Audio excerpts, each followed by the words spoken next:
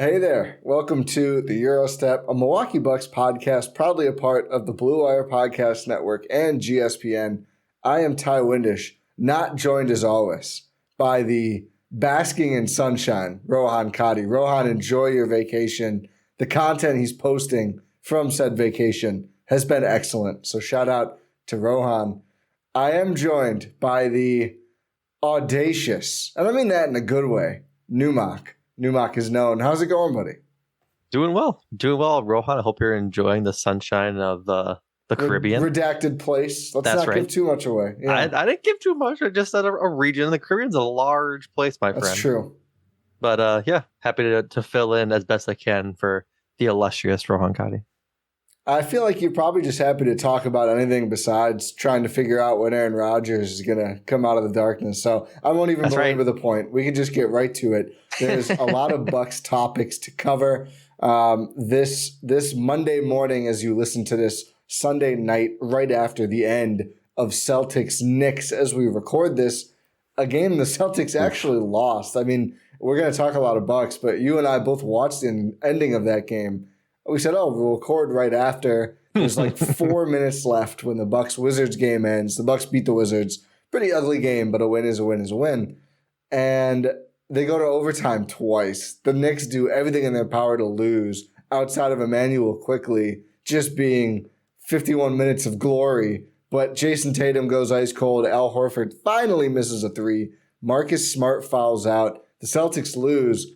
This is noteworthy because they also lost to the Nets on Friday, meaning despite Milwaukee snapping that winning streak in a terrible fourth quarter at home against Philly on Saturday, the Bucks actually gained ground on Boston for that number one spot in the East this weekend. Bucks go 1-1. Boston goes 0-2. Kind of not great for a mostly outside of Robert Williams. And I think Brogdon in that game helped the Celtics team. But the Knicks don't have Jalen Brunson, who's been one of the best guards in the league for a couple months now. So I'd say that evens out. Go ahead. What did you think about that game? I think it's definitely just like going off the Celtics losing 2 over the weekend. It's almost like a weird type of happy to be like, yeah, the Bucks actually gained ground despite winning 16 in a row. Yeah. And then losing 1 and then winning 1 and still only getting a game over the weekend. It's like, both these teams are really good. Well, it's pretty funny because, I mean, the Bucks had to win like 12 straight to make up any ground and finally catch Boston because they were so far ahead and they've just been so good. I mean, there was one point early in the streak where the Bucks won like 8 in a row or something, and they had gained like half a game or a game because Boston just wasn't losing either. Right. But now it's kind of funny that the Bucks slow down a little bit. By their terms, slow down, split 2 games, and suddenly that's like outright gaining ground. I do think I think this Boston team is still very good. I still think they're the team to beat, despite Philly beating the Bucks. I mean, I think Milwaukee just kind of implodes in that fourth quarter. Yeah. Khris defensively and offensively was really bad. The Sixers got a bunch of free throws. That's what they do in the regular season. It wouldn't have mattered if we got an average Khris Middleton game on both ends or even on one end. We got a really bad Khris game, so that's concerning. He didn't play Washington game because it was a back-to-back. He still isn't playing those. Joe Ingles now is, which is nice. But I still, even with seeing Boston lose 2 in a row to, the New York teams, the Nets are scrappy. They're not good. We saw this when the Bucks beat the Nets pretty handily. The Knicks are good, but without Jalen Brunson, I mean, their offense is kind of despicable. I think Boston's come down to earth a bit. I don't think it's just random. I think they were unseasonably hot earlier in the year, and they've just become like a normal, very good team again. They're still the team to beat in the East, probably in the NBA too, but I just think it looks more doable than ever, even if there are some serious concerns about Khris and some other Bucks injury stuff. But where are you at on Milwaukee's, top flight competition? I strongly agree with the fact that Boston is probably the team to beat in the NBA still. I also think that this run of games they've been playing is good for Milwaukee because like tonight where they played all of their starters, probably plus 45 minutes considering they went to 2 overtimes.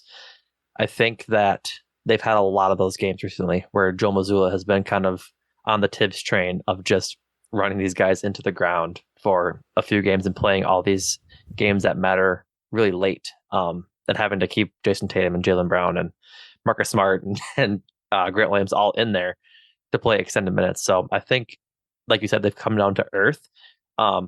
Despite the Sixers beating the Bucks on Saturday night, I'm still like not too concerned about a series with them, just because they're the Sixers and we've kind of had their number for the past 2-3 years. I said in the Discord, but this game against the Sixers was an all-time example of a quarter that was the lowest roll on defensive variance you could have, paired with one of the all-time highest rolls of opponent offense you could have had. Like 48 points for the Sixers in one quarter is bonkers. Obscene. You don't see that very often. Yeah. So, but yeah, Joel Embiid is still pretty good. That James Harden fella, the fall merchant, he's also still pretty good when he gets calls. I forgot they had Tobias Harris. He didn't really do much, That'll but happen. I just forget he's there. Too. I think he does. I think he forgets that. Yeah, like I just saw him. I was like, oh yeah, like Tobias Harris is still an NBA player somehow, some way with that contract he has. I think it's his last year with that contract. Is that right? I think he's got another one after this. I think he becomes expiring. I don't think they get out that easy. But yeah, regardless, yeah, I just think Boston is the more complete team at times, and I think that their experience, just last season going to the finals and beating the Bucks, still has them that title of the team to beat, despite the Bucks topping the Eastern Conference standings. Yeah, Tobias has $39 million coming in next year, so not quite done yet. Not bad for a fifth and a half option at times. Yikes. Yeah, I mean, I thought that game was just the Philly game was just really frustrating. Mostly you go into the fourth quarter up 14 at home with Giannis. You just assume there's no way you can lose, but Giannis, got his scoring going a bit. I think he went into that with 16 points into that quarter, and he ends up at 30 something. So clearly 34. did 34. So did a lot of his scoring, but took some really bad shots. Defensively was not totally engaged, lost some shooters. Khris didn't play well. It just really felt like an everything that can go wrong will go wrong quarter. One kind of annoying thing is I saw a lot of, what was Bud? Every time they lose, it's somehow Bud's fault. Like, look, do you think Bud called up Khris shooting horribly and not playing any defense? But that is the life of a coach. They don't get praise. Yeah. They don't get praise when they do things good, because good coaching decisions don't go recognized by the casual fan as often as bad coaching decisions do. I saw people saying, how do you play Khris Middleton over Grayson Allen in that situation? And I'm just like, it's really just like insert any two player names. Like imagine someone who didn't watch the game telling them, they're pretty upset on Twitter because Bud played Grayson over Khris Middleton crunch time of a game against Philly in early March. I do think there's something to be said about Grayson's role in the fourth. I don't think it's Bud's fault, though. Well, I mean, you're going to play against Philly. You're going to play Brook when Embiid is out there, right? Like, you need him for that. Obviously, Giannis is going to play. Drew is going to play. Khris is going to play. There's one spot. Like, it's, you should have played Grayson and Jay Crowder and everyone else. It's like, I don't think they should go away from continuing to ramp up Chris's minutes, which he got up over 27 in that game, and just go not believe in Khris in this March game because Grayson had an amazing third quarter. Like, I just think the Bucks coaching staff is always going to take the long view in those situations, and they're going to play Khris as much as they can under that minutes restriction. Right. And if Khris hadn't played as much, I think people would be complaining that they didn't give him a shot and he's not playing any minutes, etc. It's kind of a no-win, but it all starts with, hey, play better, especially defensively, and it wouldn't have been a talking point in the first place. Yeah, Harden definitely got a lot of foul calls in that fourth quarter that led to that huge explosion they had. I'm with you there that you just have to play big against the Sixers. They are just such a big team. So I'm overall fine with it. I just think that despite wanting to get Chris's minutes ramped up, there might have been like a couple minutes here or there for Grayson. And when there's not, I'm not going to pine over it, because I'm guessing Bud and the coaching staff got a lot of data out of this game to see how they can match up with the Sixers when things go wrong. And they probably won't go to that lineup again when it matters either in April or in the playoffs. So, yeah, I'm not too concerned with it. So we've got a few new acquisitions to talk about. It was a busy roster movement weekend for the Bucks. Yeah. I mean, we had another Myers Leonard 10-day. I think, he exists. He's fine. He hasn't played in the last two. He didn't play the last two games, right? Now that Giannis and Bobby are back, I don't think he's going to play every night.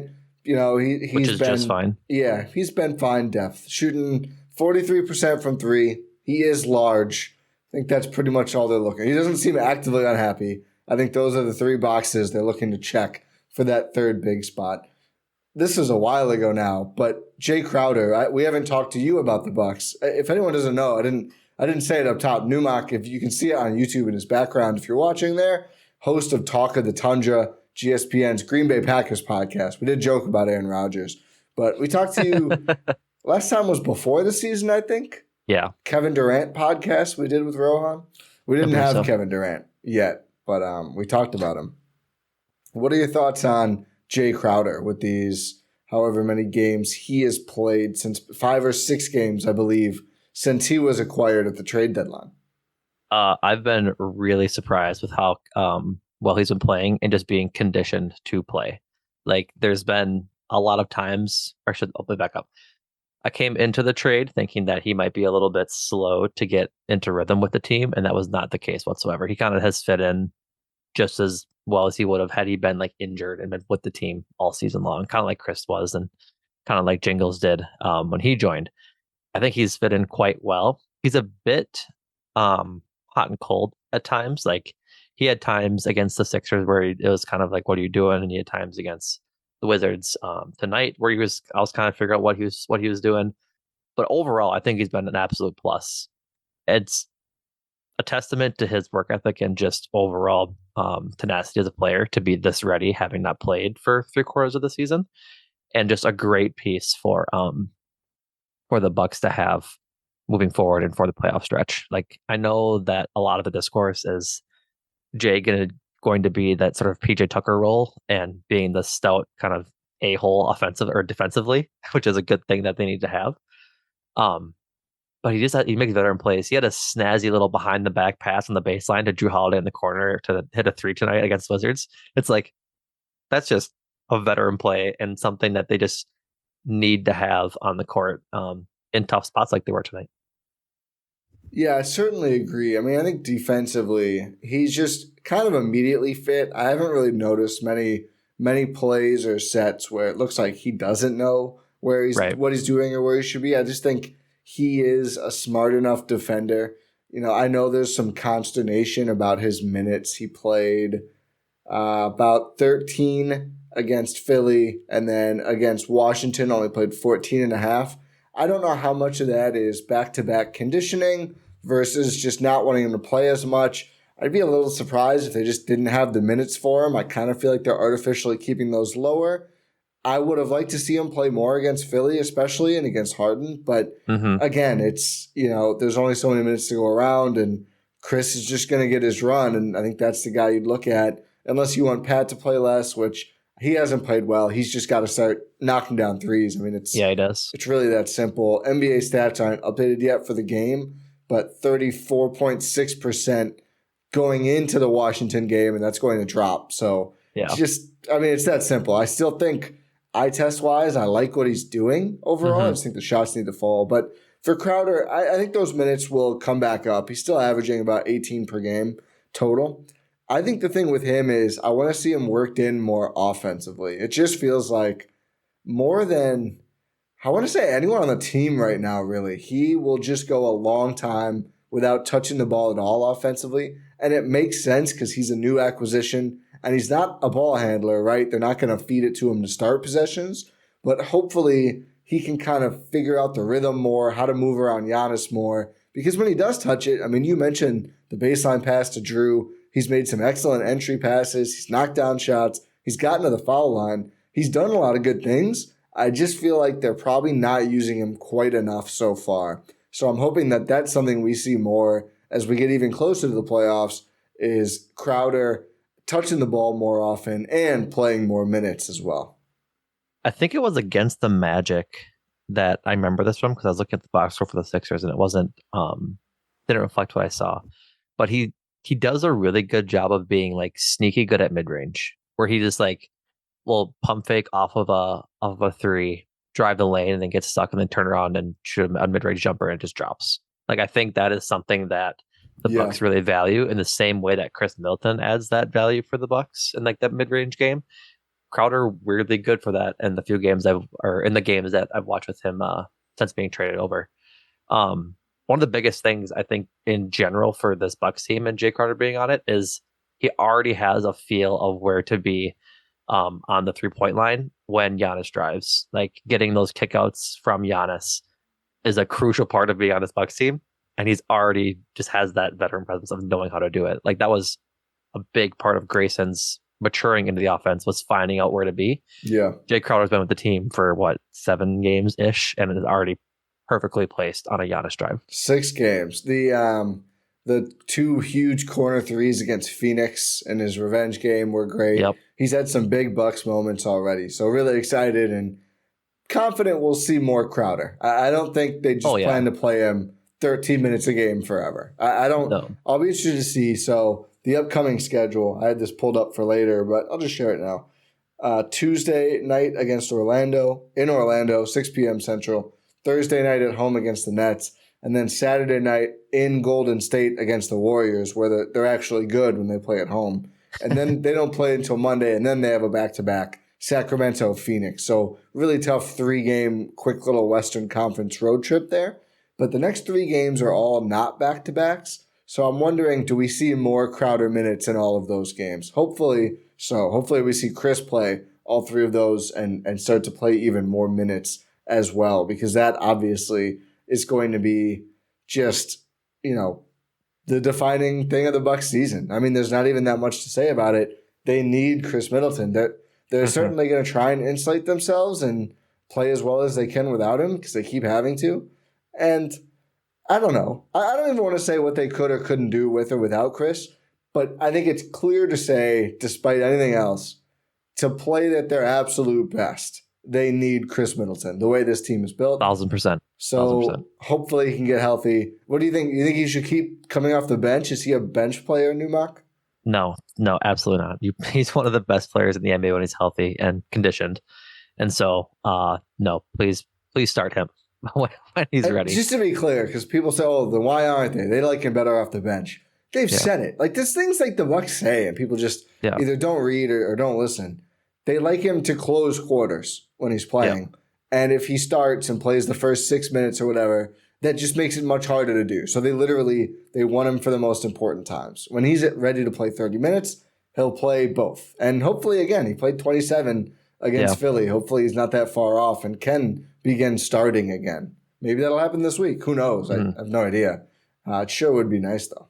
One more thing on Crowder before we move on. Yeah. I think come playoff time, I think he comes in as like the 7th player off the bench if he doesn't start.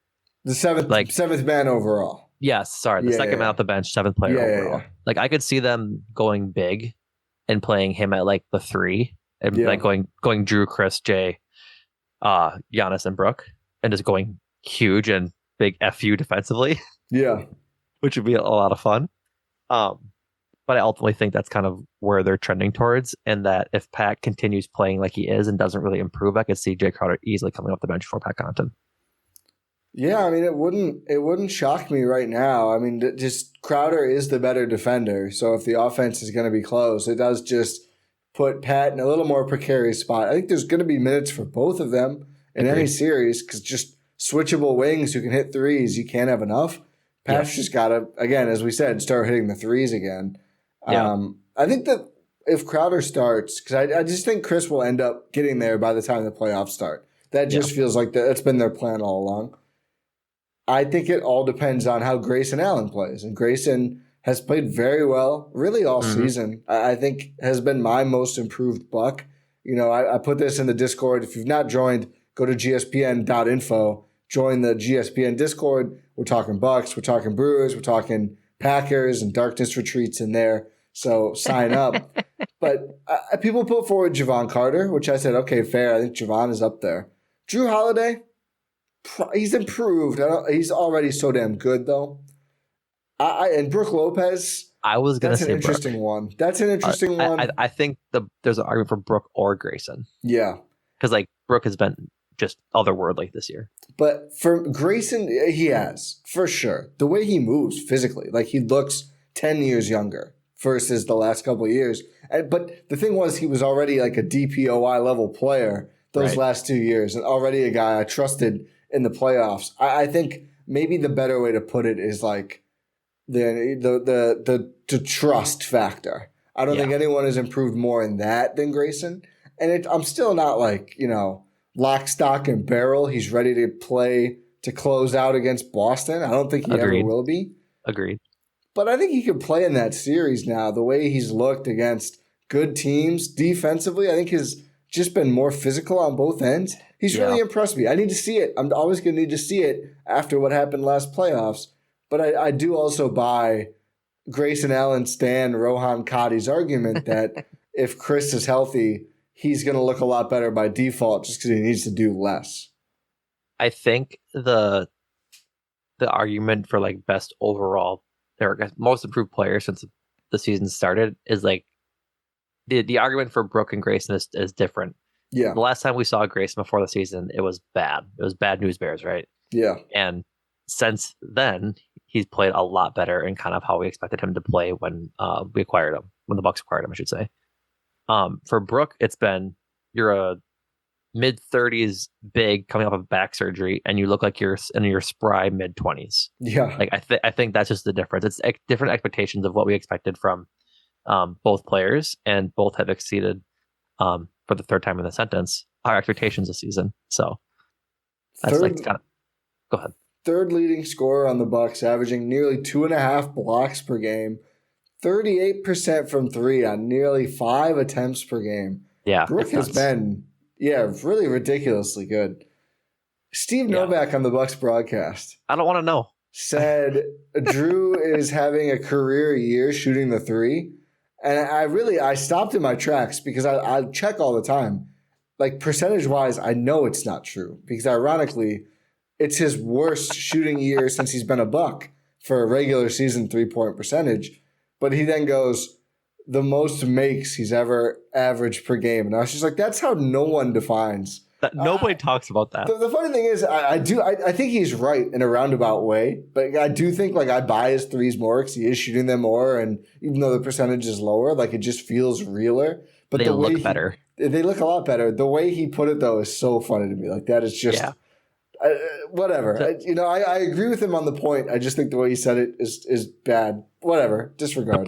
To put into context and like how I maybe kind of agree with them is I was downtown for Game 7 against the Nets in the championship year. Yep. And when Drew shot that three, I screamed at the top of my lungs, "Drew, no!" And then Drew, yes, as he made it. So like, but I haven't yelled "Drew, no" in any game this season when he takes a step back or pulls it. Like I'm comfortable with him shooting it now, as opposed to 2 years ago. I was like, maybe don't.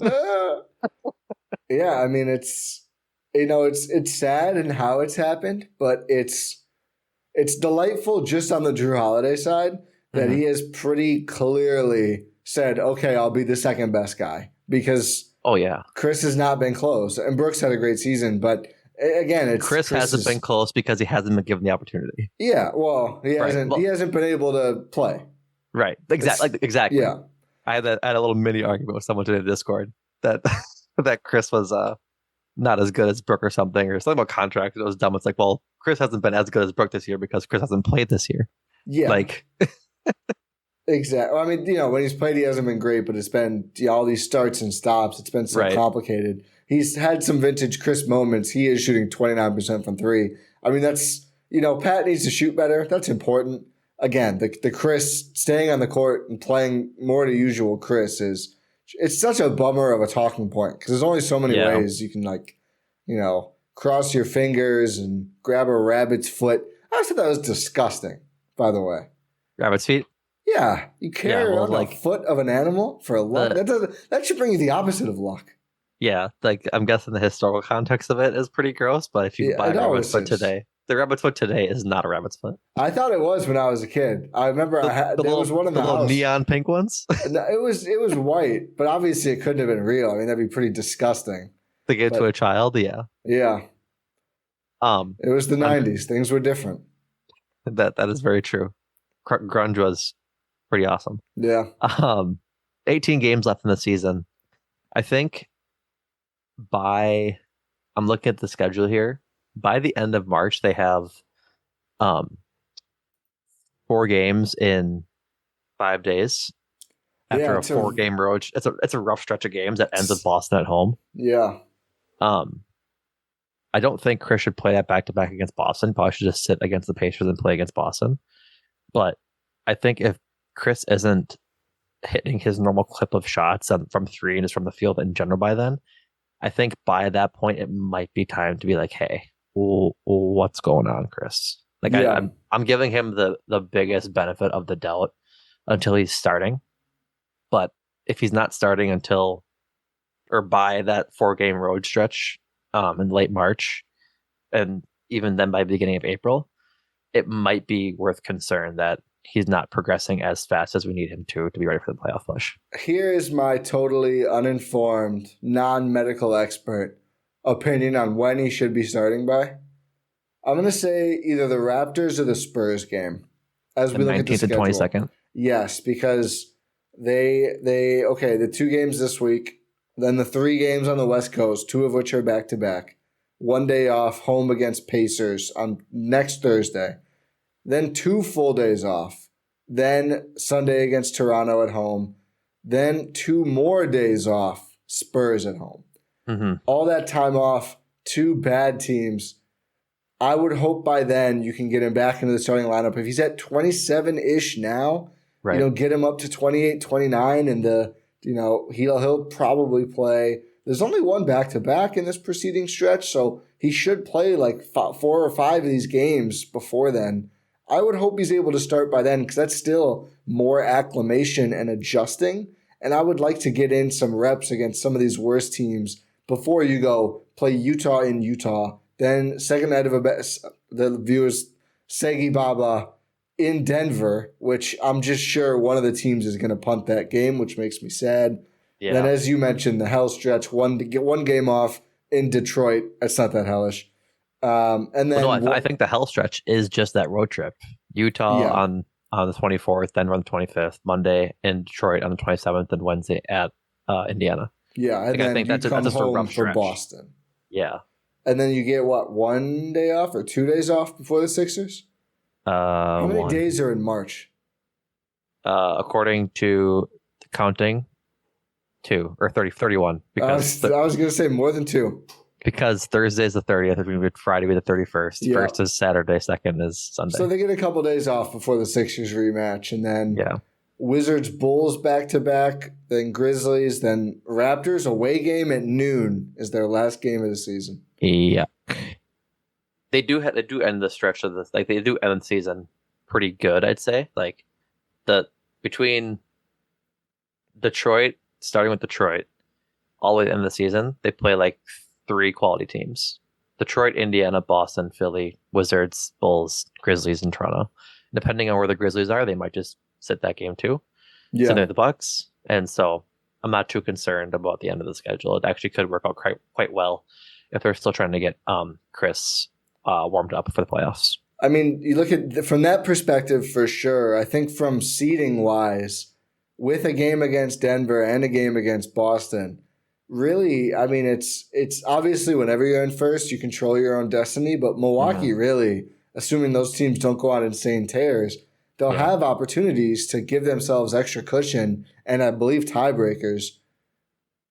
Now I think they beat Denver because Denver didn't play anyone last time. So if they went and beat Denver, and I think if they beat Boston, they'll have that one as well.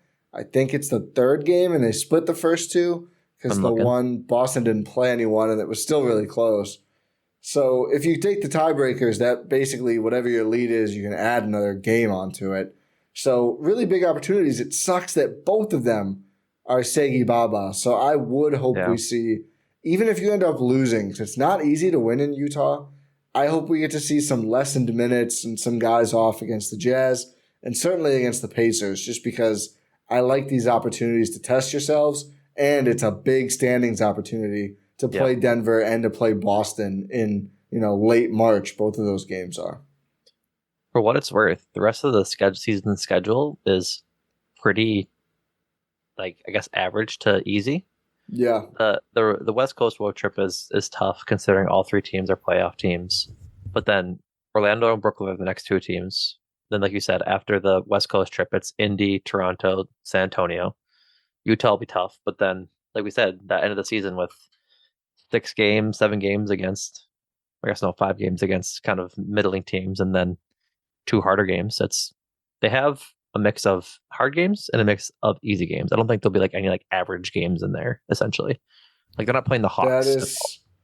They are, according to Tankathon, 16th in remaining strength of schedule. The combined record is just barely over 500. So the bad news is Denver is 19th and Boston is 22nd. So at least according to this too metric. Bad for Denver. I see what you're saying. Okay. Yeah, so those teams have it easier, both according to this metric. But again, a lot is going to be up to the Bucks' hands, even if they're a little worse than those teams. If you win the head-to-head games plus the lead you already have, then you're in a really good spot to, take that lead in. And if they can be the first overall seed, guaranteeing you're always going to get 4 at Fiserv. Hopefully you get that. Hopefully you don't need that many, or you at least get to that game 7 if you are in a bad spot in a series. But that would be huge, and it would be the first time since the bubble, when there was no home court advantage, that Milwaukee was even close to that situation. I was very confused for a half second as to why it mattered what Denver's remaining schedule was, but then I checked the scan. It makes sense now. They are actually now outright second in the NBA, and Boston is third after Boston's loss to the Knicks. I don't know if they're playing right now. Denver is second. Yeah. Yes. So Denver is 1 game back of Milwaukee. Boston is 1.5. So, all other results aside, if the Bucks were to sweep those 2 big games, which is, easier said than done, you're basically 2 and 2.5 games above Boston and Denver. Obviously, there's a lot of other games still have to be played too. That's right. Okay. One more acquisition. We talked Crowder. We briefly talked Myers Leonard, which is fine. Goran Before Dragic. We get into it, we got to say bye to Sandro. Oh, yeah. Another move. You got to say bye. There's going to be another acquisition, likely, at some point, to replace that 2-way spot. Sandro Mamukelashvili. Shveli? I think it's Shveli. Sorry, I'm so used to just saying Mamu. That's right. Released from the 2-way to seek an opportunity. And I think really, and I put this in the Discord and tweeted it, I believe, as well. When he wasn't playing at all, when Bobby and Giannis were both out, it kind of felt like the writing is very clear and glowing on the wall. Like, if you're a 4 and you don't play when both of those guys are out, there's never, ever going to be minutes. There's just not. And I think everyone agrees Mamu has some real NBA-level skills, certainly his ball handling and his passing, but defensively, size-wise, the shooting needs to be there. That's going to be what determines if Mamu has an NBA career. Mm-hmm. It has not been there much recently. So he gets picked up. He actually claimed off of waivers, so I believe he's still on 2-way in San Antonio. Obviously, an organization known for great development. I think he's going to love playing for Pop whenever he does get to play with the NBA team. So really excited for that particular fit, as Jordan Trusky called on Win in 6, for Mamu. Right. I think that he just could never put it all together consistently. And that's the biggest thing for these developing guys, right? Is you have to show at least a game, at hopefully 2 game stretches of when you are showing progress and showcasing your game to be worthy of a role player spot. And for Mamu, it felt like it was quarters at a time, right? He'd play so well for a quarter where he'd shoot the 3 ball well, he'd make a good pass, he'd be just a dog defensively. And then there's other quarters, mostly the 3 other ones in a game, where he just looked unplayable, just getting eaten up on defense, getting bullied down below, and just not be able to keep up with the guards. And I think it's just it's a tough spot for him because even though he's 6'11", he doesn't play 6'11". He plays like he's 6'6", and it's just tough for him to kind of be that kind of power forward center player when he doesn't play as big as he is. So he's still young. He's old. I think he turns 24 in May. So he's got a lot of time left to develop, and I think the Spurs are going to do a good job with that. But for a championship level contender, I just don't. Like you said, there was a spot for him. He off to a good start. Hit both of his attempted threes in 16 minutes in his Spurs debut. So coming off the bench, playing real minutes, obviously for a team that is quite bad in San Antonio, but it'd be really fun to watch any Mamu Wemby minutes next year. So maybe that'll be his teammate. I think it will just help for him too to get consistent run at the NBA level. Like at least he'll know at that point, rather than like being why he left the Bucks. Like if I can just get run with the Bucks, maybe I can play. Well, now he knows that if he can get consistent run with the Spurs, he can know what he needs to work on and get into a rhythm and flow of trying to be a professional basketball player. Yeah, and I think a nice move on the Bucks' part to, assuming that maybe Mamu's agency did a little bit of scouting and realized there would be interested parties, to just basically let him go. I saw people saying they thought they did it in time for him to be playoff eligible. I don't think they did. I don't think it mattered. I mean, there's no playoff team out there who is looking for Mamu to be a playoff contributor for them. That's not even talking down on Mamu. It's just, there's NBA vets still floating around. Mamu, an unproven player, is not someone that, a playoff team is going to target. The Spurs, obviously, not even close to that this season, but a good developmental project. Woj did report when the move happened on the 1st, which was Wednesday, that the Bucks did work with his representation on release to help with Sandro's future. So that makes sense. And also, shout out Sandro for not being a dickhead about it. Yeah, exactly. Not being fan maker or Serge. Yeah, oh, Serge still out there, still loose. When playoff teams looking for bigs, where's the Serge Ibaka love? It's strange. Anyway, speaking of probably washed up guys, the Bucks officially signed Goran Dragic. I believe they made it official Saturday, the day of the Sixers game. He joined the team in Washington for the second, as Bobby Marks would say. This kills me every time. Washington. I don't know why that R. I don't know if that's if people from there or whatever Bobby Marks is from. They put the R in Washington. Washington. Yep. The Washington Wizards. There might be too many R's in Washington for me there, just like in real life and in pronunciation. Nice one. That's a good one. Anyway, what was it? Oh, Goran Dragic. They officially signed him. He was on the bench.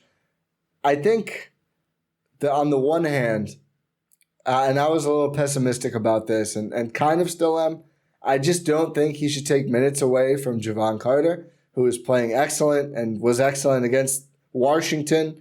And I think maybe non-coincidental that he's playing that well now that Dragic is actually on the team. Mm-hmm. On the other hand, depth is good. It's good to have more players. And funny enough, he wasn't able to play it all yet. I think they're going to try and work him in like they did Crowder a little before they throw him out there. That would have been a game where Dragic probably helps. And I think if the signing is like, we'll have another body, he's going to help us on back-to-backs or when guys are injured, just a little bit more ball handling and creation and dribble drive penetration, that's fine.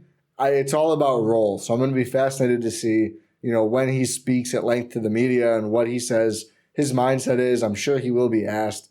And it was nice to see he and Javon and Joe Ingles were laughing and joking on the sidelines after a certain play and, looked like there was certainly no love lost there, which is good. Mm-hmm. But I think this is all about the whole move will rely on, any promises that were made, what Dragic's role is going to be. I don't think it's bad to add the guy. I mean, he's scoring 6 points a game, 2.7 assists with Chicago, not playing very well. But I just hope that none of these players who have earned their role will lose any of it because of Dragic. I want to see Goran Dragic as much as I see Myers Leonard. Is pretty much my take on it. He's old and relatively slow. Fine shooting splits, 42 from the field, 35 from 3, 70 from the line, which isn't the best, especially for a guard. I would rather see Javon almost every single time. Javon has earned his spot in this rotation, and to lose it to a vet who doesn't really know the team that well and doesn't have that chemistry with the team as the rest of everybody does. Like, I don't think Goran comes into this team the same way Jay Crowder has come into this team, like, at all. So yeah, just let me see him on garbage time of Sega Babas and just in blowouts, essentially. Yeah, I mean, just injury insurance is always going to be big. And I think, maybe that could be the motivation here with Ingles finally now not finally, but now in the last two playing both ends of a back-to-back. Middleton still not. Drew hasn't had that much time off lately. Giannis may miss some more time with that wrist, which he still seems to be attending to during games. Just having another creator you can credibly put out there is utility in that. I don't see him as an everyday fit. The defense, the age, and 35.5% 3-point shooter over the last 5 seasons for Goran Dragic, which is like a little below. I think league average is usually 36, 37-ish%. I think it's kind of ticking up as players get better. Russ trying to keep it down as best he can. But at 35.5% is just not that good. And I think a ball handler is less important when you're fully healthy. And when the Bucks are fully healthy, that's why Javon is such a nice fit, because he doesn't need the ball in his hands. And that's fine when you have Drew Holiday, Khris Middleton, obviously Giannis Antetokounmpo, maybe Joe Ingles. We'll see how he factors into a full playoff rotation because we've seen him get targeted. But I think, at least Ingles has that shooting upside. He's probably even a better playmaker than Dragic, and he's bigger. And I think he just fits better. So I never hate insurance, but I just don't see a huge upside for Dragic. I hope there's no downside either, though. I'm not that worried, but I see why people are.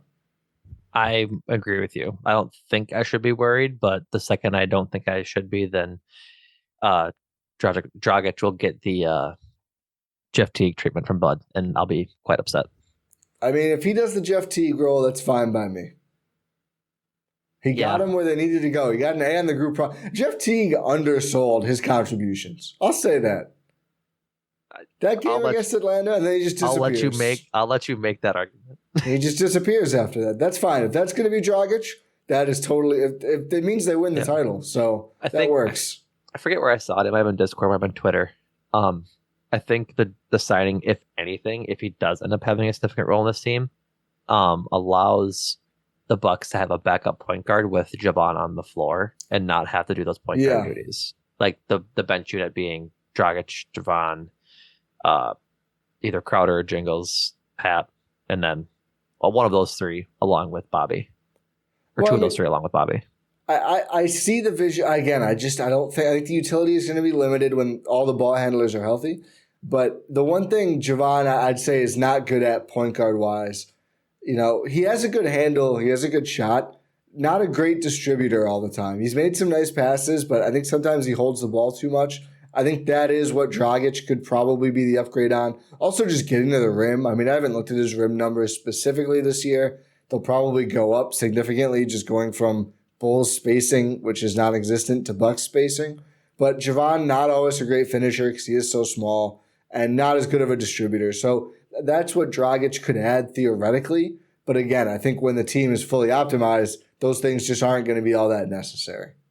Javon, great passer as soon as he's too far into a drive to pass. Yeah. like if Javon, when he shoots, and Javon, when he's decisive in passing, I said this in the Discord tonight after he had such a good game, a top 15 point guard in the league. Like, he just, that's what I said. Whoa. You know what? I'm saying Scorcher. it on Euro stuff. I'm saying it. Javon, wow. I mean, like, with how he's been playing this year and his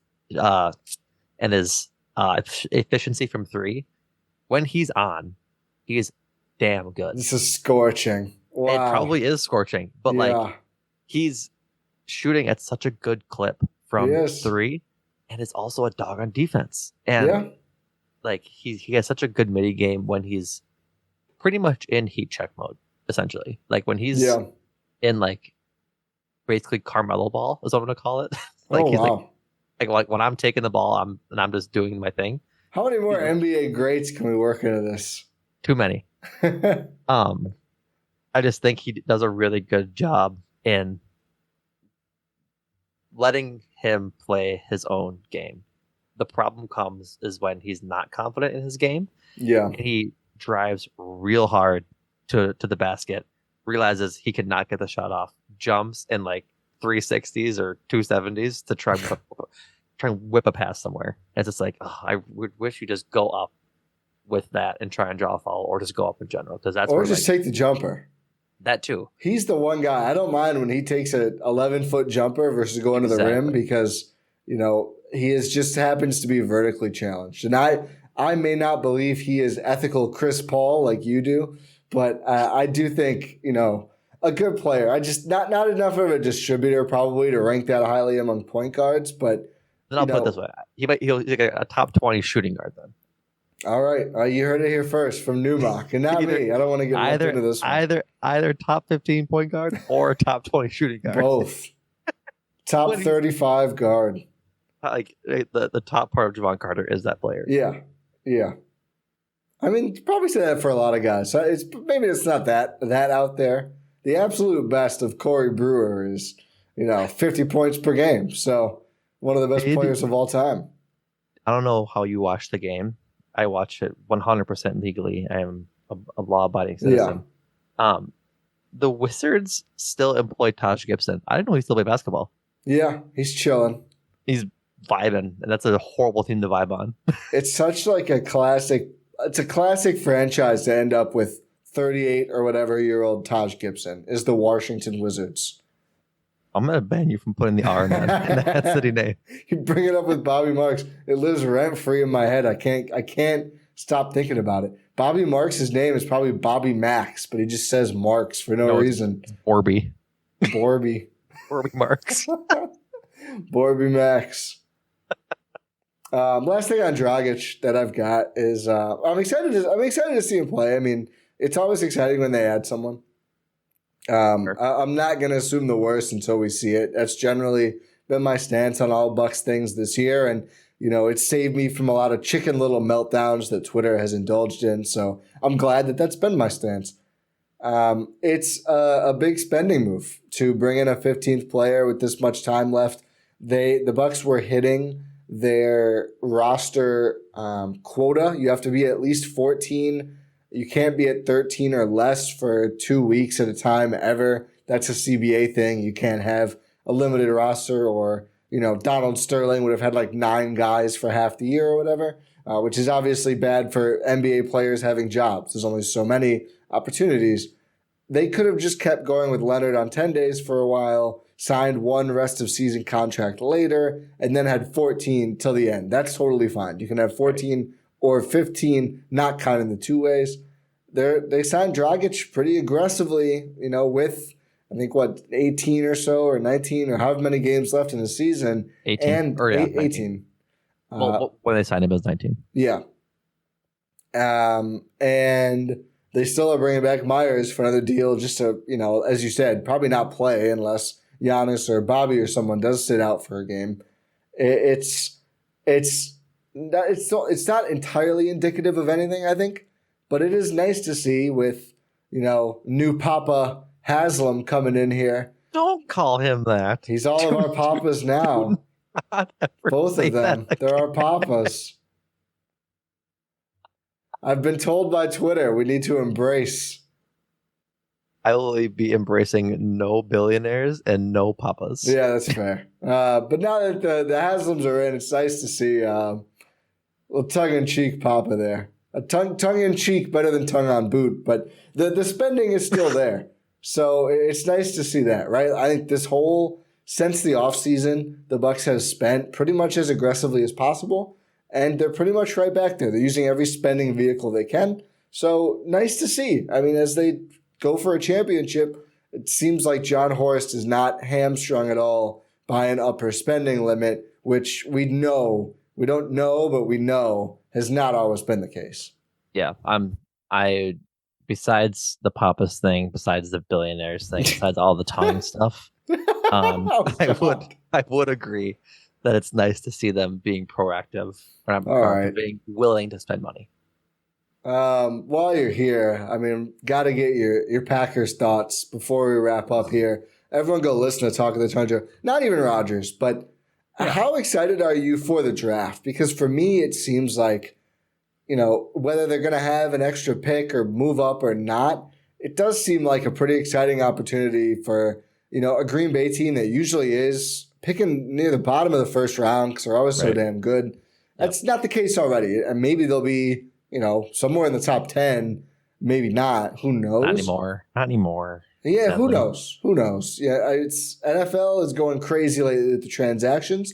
I'm not going to rule out anything, man. But how excited are you for the draft and to see how they fill some of these holes heading into next season, no matter who is QB1? I'll leave the Rodgers stuff for your show. We don't have time for that at the end of the Euro step. I am pretty excited for the draft. After the combine this week, I still have some deciphering of prospects to do and how everyone performed. I fell in love with Brian Branch, the safety out of Alabama. He performed god awfully at the combine, so that's not going to probably. The RAS is too bad for him. RAS is like a 4. No, never happening unless he falls to like round 6. Yeah. Goody's not taking him. Not in the first, and that's where he's projected to go. But yeah, I'm just excited. Like the draft, we should have a lot of answers by then.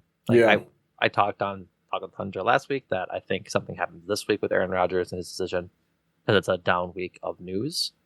So hopefully by the draft time, we kind of just know the layout of the team. We'll have gone through free agency. We'll have hopefully had a Rodgers decision.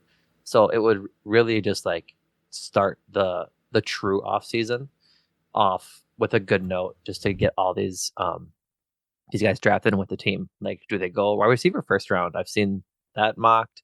I've seen tackle mocked just because you don't know how long David Bakhtiari is going to play, as well as maybe drafting a Josh Nijman replacement. There's a lot of options for them at 15, and depending on if they do trade Aaron Rodgers, they could get 13 at the Jets. The Raiders already said no, but that was an option at 7. Panthers pick, I think, 9. Like, there's options for them. There's options for them to get 2 picks in the first 16. 16 spots, and which is huge opportunity. Huge opportunity. I think the last time, my knowledge on a pod is going to fail me at the moment, but I think the last time they had 2 picks in the first round, they drafted Clay Matthews and BJ Raji. Oh, I was for some reason I had AJ Hawk in my head, but I could be wrong. That it might be that year too. I forget which year it was. Yeah. But regardless, I think that obviously 2 picks is a very, very important thing. Yeah. For this Packers team to fill some of the holes that I don't think are able to be filled with just like first, second, third round picks. But if they can get two guys like studs and like hand out studs in the first round, it'll be by far a win for this offseason, but it's still TBD. Yeah. And I think I'm excited for the draft. I'm excited to see, now with this Jalen Carter stuff, which I don't think it's going to impact his stock as much as some people do personally, but I want the Bears' decision. Maybe it's not a decision at all. You probably just go with the guy that you believe in at quarterback that you already have, trade down, get a bundle of stuff. But they've got to at least be a little tempted to take Bryce Young, number 1, who, despite being a peewee player, I think is clearly the best actual quarterback in the class, at least right now at playing quarterback, and then trade Fields for something. I mean, that's going to shape the Packers' biggest rival's future for a long time, depending on what they get out of first, whether they use the pick, they trade the pick, they get Fields, who they end up with, how far they drop if they trade the pick. Yeah. I mean, I think if I'm them, I would trade down a little farther, see if you can get Jalen Carter dropping to you now. I think it's 2 misdemeanors. I think he's not going to fall past like 10, 11. It's the NFL. I don't know. Who knows? But I just think that if you can get multiple more firsts with where your roster is right now, but you've got a quarterback you kind of believe in, I think it could be pretty damn good in like 2 years. I think this year, probably where the Lions were this past season, but it's going to be...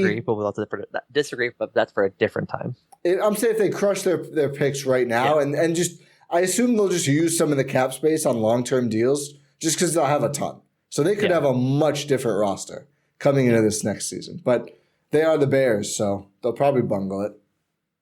That's the thing, is that they haven't bungled things since they got their new GM and coach in there. Like they've been Pace and polls. Yeah, they've been making relatively good decisions. The correct decision, I think. They blew the Claypool. That's for sure. Yeah, it's a bad. That's pick number 32 in the draft they sent over for a wide receiver who is not good at football. Right. Not that good at football.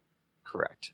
I think that the correct choice is to trade down. Like I think you just roll Justin Fields. Much safer. But as we saw with the Cardinals 5 years ago with Kyler Murray and Josh Rosen, that if you believe in a guy enough that he's a better stud than your current young QB, then you kind of just roll with it and figure it out later. Kind of wonder if they're going to do that again. A little bit of me. Just a little bit of me. The Bears or the Cardinals? Cardinals. They could. But I think there's so much money locked up, they kind of realistically can't. But they are in position to draft a quarterback, though. NFL draft is really fun to me. I don't know why, but it's sneakily as poppin' as the NBA trade deadline. Ooh, yeah, I think you might be right. The trade deadline has as many big names and switches as the NFL does on draft night. I just think with the importance of quarterback and knowing most years there's 2 to 5 that are going to go in the first round, it's just so exciting. And teams, it's not the established players you'll see move at the deadline, like the Kevin Durant's, but, seeing the Niners trade 3 firsts to go up to the top, and you're like, oh my God, this is going to shift the league. And then the guy picked in the 7th round is better. It's crazy. So the Niners could trade 2 picks to get Lamar Jackson, according to some reports. I would do that for sure. They should have. Yeah. Well, at least 2 firsts. Yeah. I think it was reported today that the Ravens might put the non-exclusive transition tag. Yeah. Yeah. Well, it's different from the transition tag. It's the non-exclusive. There's a whole bunch of tags, but the non-exclusive transition tag, to where the Ravens can match or trade his thing. It's basically like a sign and trade in the NBA. They can put that tag on him, and then Lamar Jackson and his agency can go search out a team that might want to trade for him, like the 49ers. And if they come to an agreement on a big contract, then the Ravens can either match it or trade 2 picks, first round picks for him. It's like restricted free agency, not a sign and trade. I think the complicating factor there is the Ravens are now changing their offense. They got rid of Greg Roman. I don't think they're doing the hyper running anymore. But if they were, imagine they just go and get Trey Lance and multiple firsts, and they get 80% of what they were getting out of Lamar, because Trey Lance is also a freak athlete and uber fast, and that's their whole offense. I don't know. I don't want to be disrespectful to Lamar, who's an MVP. Right. But did you see the John Lynch interview at the Combine? No. So there's an old Seinfeld bit. Oh, but didn't they go ahead. This is crazy, isn't it? There's an old Seinfeld bit where whenever you ask a man or woman how their relationship is going, the farther they touch on their head, further up on their head they touch, is the worse it's going. And if you know they touch their face, it's going bad. But someone was like, how's Trey Lance progressing? How's he doing? And John Lynch went to the very top of his head. They interlooped the Seinfeld bit with John Lynch's reaction. And maybe it's not going so well for Trey Lance's recovery. He had a pretty devastating injury. So we'll see. Talk about a mess. But Green Bay has their own messes to figure out, and you can ride along with Numac and the great Jordan Tresky, Karnak of former Bucks two-way player roster eventualities. But Talk of the Tundra, subscribe wherever you listen to this pod, or on YouTube. It's the same YouTube channel. Their episodes are all video as well. But Numac, thank you for joining me. Any other plugs or anything else to say to the folks? You can follow me on Twitter at @NumacIsKnown. Follow Jordan as well. I'm sure you guys already do if you listen to the Bucks stuff at Jordan Tresky. But yeah, we're chugging through this offseason. It's not really an offseason in the most traditional sense to other sports, that there's stuff happening from the Super Bowl all the way till the draft.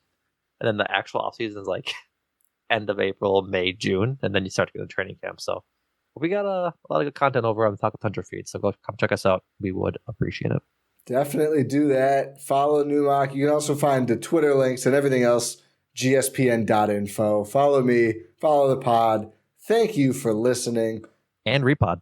And Repod, our favorite podcasting platform. That's right. Check us out on Repod, Talk of the Tundra, Eurostep/Win-in-6, aka Eurostep Podcast Network, Cruising for a Bruising, and make time for this Succession back this month. I think I'll be seeing you I'm so excited. On pods again soon, Numac. I know we're both avid watchers. We'll be covering that.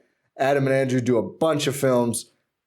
We got all this stuff. GSPN.info. Thanks for listening. Pod Random. We will talk to you next time.